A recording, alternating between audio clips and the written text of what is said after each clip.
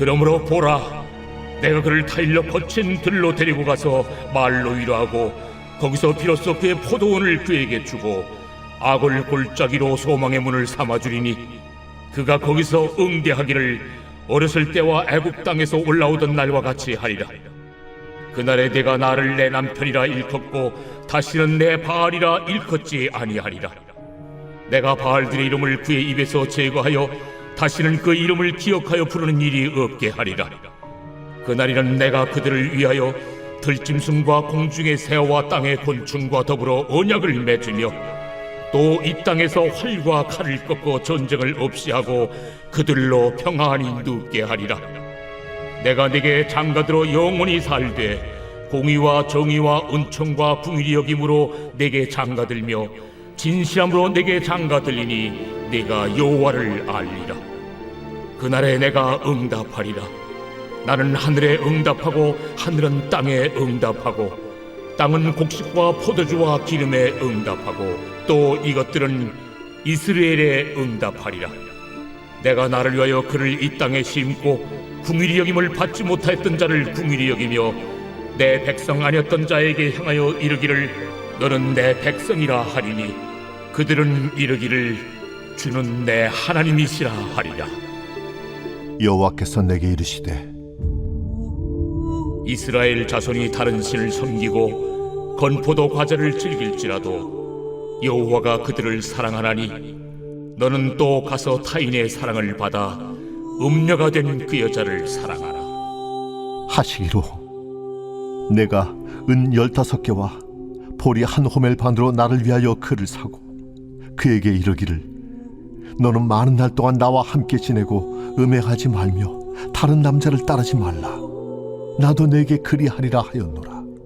이스라엘 자손들이 많은 날 동안 왕도 없고 지도자도 없고 제사도 없고 주상도 없고 에봇도 없고 드라빔도 없이 지내다가 그 후에 이스라엘 자손이 돌아와서 그들의 하나님 여호와와 그들의 왕 다윗을 찾고 마지막 날에는 여호와를 경외함으로 여호와와 그의 은총으로 나아가리라. 우리 새벽을 깨우며 하루의 첫 시간을 기도로 나아가시는 우리 모든 성도님들에게 하나님의 은혜가 제한 없이 부어주시기를 축복합니다. 우리의 마음은 매일매일 하나님의 은혜가 없이는 단 하루도 살아갈 수가 없습니다. 여러분, 긍휼은 내가 무엇을 잘못했을 때 이 용서해 주시는 하나님의 성품입니다. 은혜는 내가 받을 만한 자격이 없는데 그럼에도 나에게 베풀어 주시는 하나님의 사랑입니다. 저와 여러분이 매일매일 이 사랑을 느끼며 나아가시는 이 믿음의 자녀로 살아가시기를 소망합니다. 이 하나님은 호세아를 통해서 지금 이스라엘 백성들이 크게 음란함을 가지고 있으며 그 음란함을 너희에게서 제거해버리라고 지금 말씀하고 계십니다. 이스라엘 백성들은 이 농사를 잘 지어서 잘 먹고 잘 살 수 있도록 비를 주관하는 신인 바알신에게 하나님이 주신 것을 가지고 그 바알신에게 가서 제사를 드리고 하나님을 섬긴다고 말하면서 바알신을 더욱 섬겼습니다. 그런 이스라엘 백성들에게 하나님께서는 이 호세아 2장 10절을 보면 이제 내가 그 수치를 사랑하는 자의 눈앞에 드러내리니 그를 내 손에서 건져낼 사람이 없으리라고 말씀하십니다. 그러면서 이스라엘 백성들의 이 수치를 드러내겠다고 하시는 겁니다. 하나님께서 이처럼 수치를 드러내시는 것, 즉 나의 죄악을 드러내 보이시는 것은 저와 여러분에게 큰 축복임을 믿습니다. 사람은 누구나 다 사람들 앞에 감추고 싶은 죄가 있습니다. 감추고 싶은 나의 모습들이 있습니다. 많은 사람들 앞에서 할 수 없는 혼자 집에서 몰래 짓는 이 죄의 습성, 사람들에게 보이지 않는 이 마음속으로 짓는 수많은 죄악, 누군가에게 절대로 말할 수 없는 온갖 더러운 죄를 우리는 가지고 있습니다.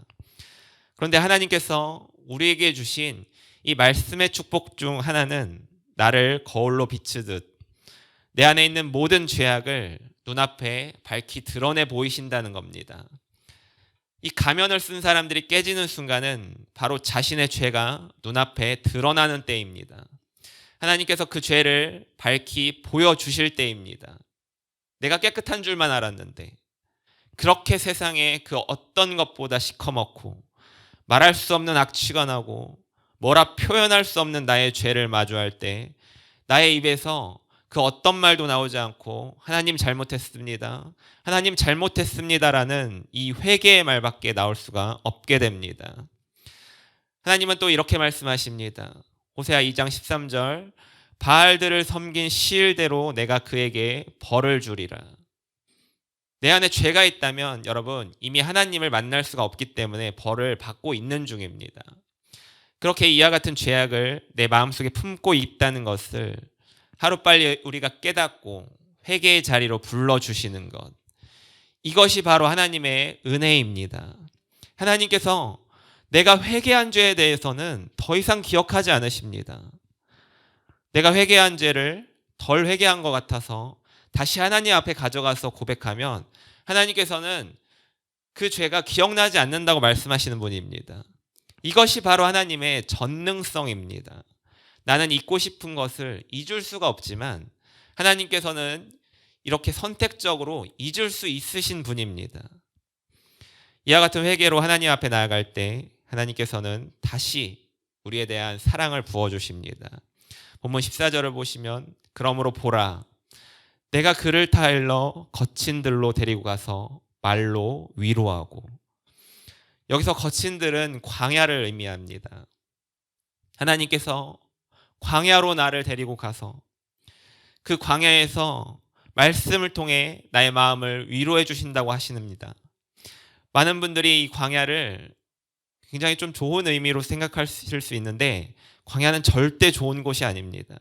마실 물이 없고 먹을 것이 없고 한낮에는 뜨거운 태양이 내리쬐고 밤에는 땅이 식어서 겨울과도 같이 기온이 내려갑니다. 정말 아무것도 없는 돌, 그냥 황무지, 벌판과도 같은 곳이 바로 광야입니다. 그런데 왜 하나님이 나를 광야로 인도해 주십니까? 광야는 모든 인간 관계가 끊어지는 장소입니다. 사람들 사이에서 이리 치이고 저리 치여서 무기력해지고 아무것도 하고 싶지 않을 때 하나님은 우리를 광야로 이끄십니다. 그리고 그곳에서 하나님은 우리를 만나주시고 우리에게 위로를 해주십니다. 그곳에서는 세상의 모든 소리가 단절되고 오직 하나님의 음성에만 집중하고 들을 수 있습니다. 광야는 여러분들이 할 일이 거의 없습니다. 아니, 할 수 있는 일이 없습니다.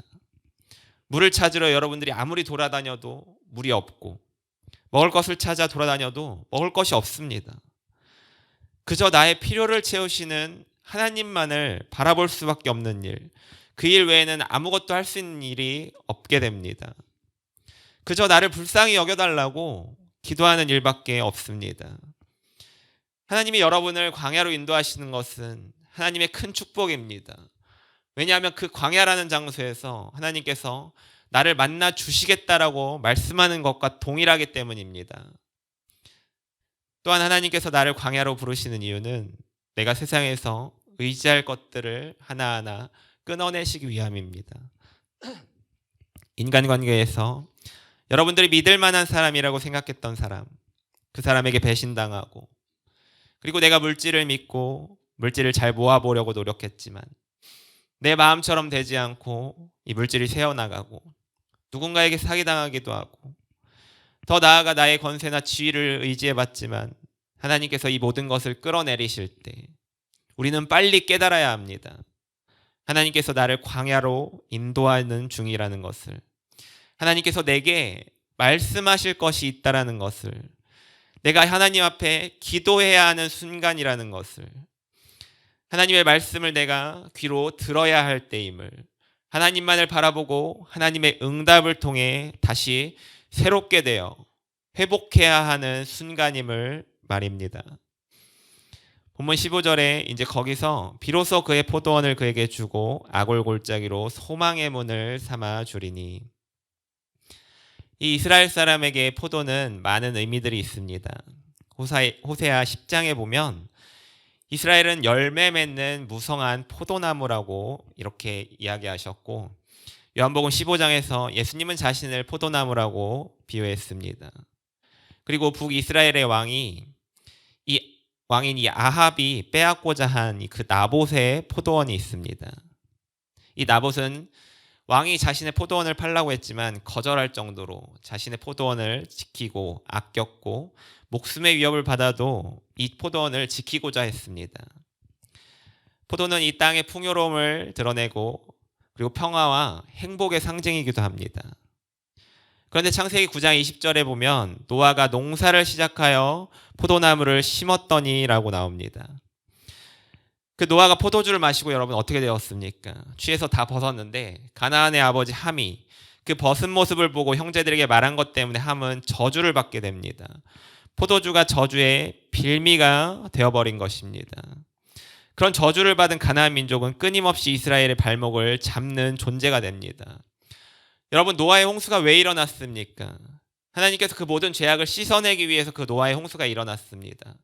그런데 그 노아의 홍수 이후에 그 모든 죄악이 쓸려 지나간 그 땅에 바로 또다시 이 포도주로 인해서 죄악이 들어오게 된 겁니다. 이스라엘 백성들이 포도를 수확하는 시기는 1년의 농사일이 마무리가 되는 시기로서 이 시기에 수확한 포도를 가지고 포도주를 만들어서 마셨습니다. 그러면서 이 모든 것을 수확하게 하시고 누리게 하시는 하나님의 은혜를 감사해야 했지만 이들은 하나님께서 주신 이 포도를 통해서 바알 신을 기쁘게 만들었습니다. 호세아 3장 1절을 보면 이스라엘이 다른 신을 섬기고 건포도 과자를 즐길지라도 이렇게 하나님의 선물인 포도를 통해 하나님 앞에 드리는 것이 아니라 바알에게 드리고 그런 이스라엘 백성들에게 하나님은 호세아 2장 12절에서 포도를 빼앗으셨습니다. 그 포도나무와 무화과나무를 거칠게 하여 수풀이 되게 하여 들짐승에게 먹게 하리라. 하지만 지금 이 하나님의 사랑이 다시 이 포도원을 우리에게 선물로 주시겠다라고 하는 겁니다. 저와 하나님 안에 이 풍성한 하나님의 이 풍성한 은혜를 회복하겠다고 말씀하시는 겁니다. 죄로 인해 내 안에 죄로 인해 그 풍성한 은혜가 사라져 버렸지만 다시금 이 은혜가 우리에게 회복하게 하시겠다는 이 하나님의 성취의 말씀이신 겁니다. 이 아골골짜기로 이 또한 소망의 문을 삼아 주겠다는 것은 이 아골골짜기는 뭐냐면 여호수아 6장에 큰 성 여리고가 무너지고 가나안 안쪽으로 들어가던 도중에 이 아이성을 만납니다. 아이성은 여리고에 비해서 굉장히 작은 성읍입니다. 그래서 모두가 가지 않고 백성 중에 3,000명을 뽑아서 그 3,000명을 통해서 그 아이성을 점령하게끔 합니다. 근데 쉽게 점령할 줄 알았던 그 아이성의 전투에서 패하게 되고 그래서 어떻게 된 일인지 여호수아가 이 일을 알아보게 됩니다. 하나님 앞에 그 이유를 물어보게 됩니다. 근데 하나님께서 여리고에서 이 모든 것을 다 멸하라고 했는데 이 아간이라고 하는 자가 마음속에 탐심이 생겨납니다. 그래서 모든 것을 없애지 않고 자기의 것을 취해 그리고 숨겨놓았음이 드러나게 됩니다. 이로 인해 온 이스라엘 백성들이 아간을 돌로 치고 그 자리에 그 돌무더기를 쌓아놓았는데 이 돌무더기가 있는 장소의 이름이 바로 아골골짜기입니다. 아골골짜기는 이스라엘 백성들 사이에 탐심을 제거해버린 사건을 의미하는 말입니다. 그런데 골로새서 3장 5절에 보면 그러므로 땅에 있는 지체를 죽이라 곧 음란과 부정과 사욕과 악한 정욕과 탐심이니 탐심은 우상 숭배니라.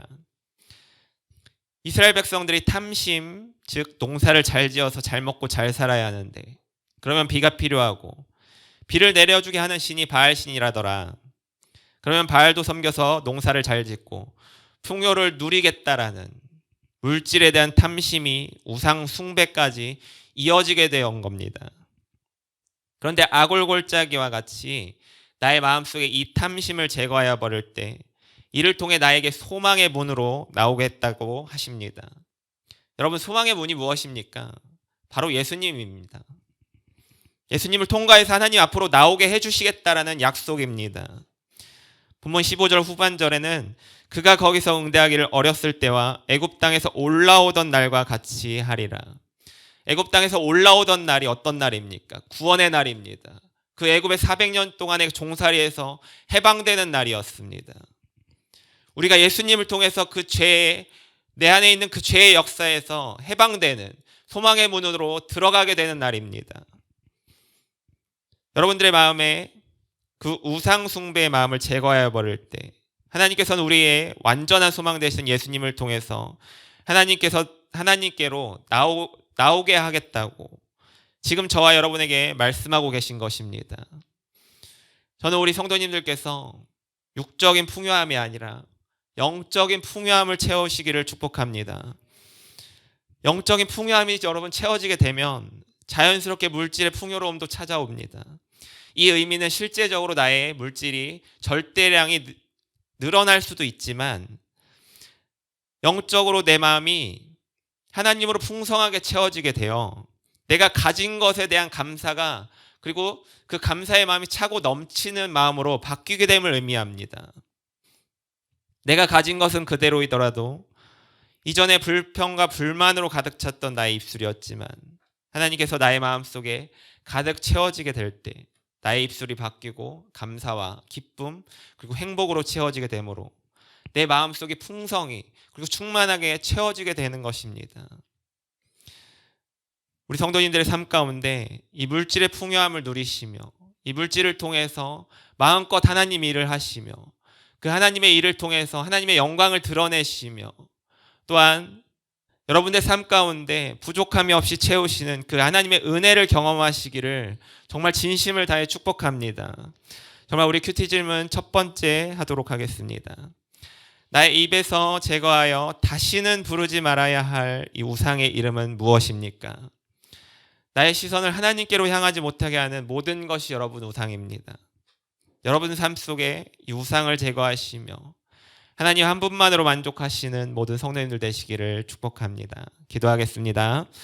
나의 삶을 광야로 인도하실 때에도 오직 하나님의 음성에 귀를 기울이며 하나님의 응답을 구하며 살아가게 하옵소서. 나의 탐심의 우상 숭배를 제거하여 버리시고 오직 소망의 문 예수 그리스도를 통해 하나님 아버지께로 나아가는 은혜를 허락하여 주옵소서. 예수님 이름으로 기도합니다. 아멘.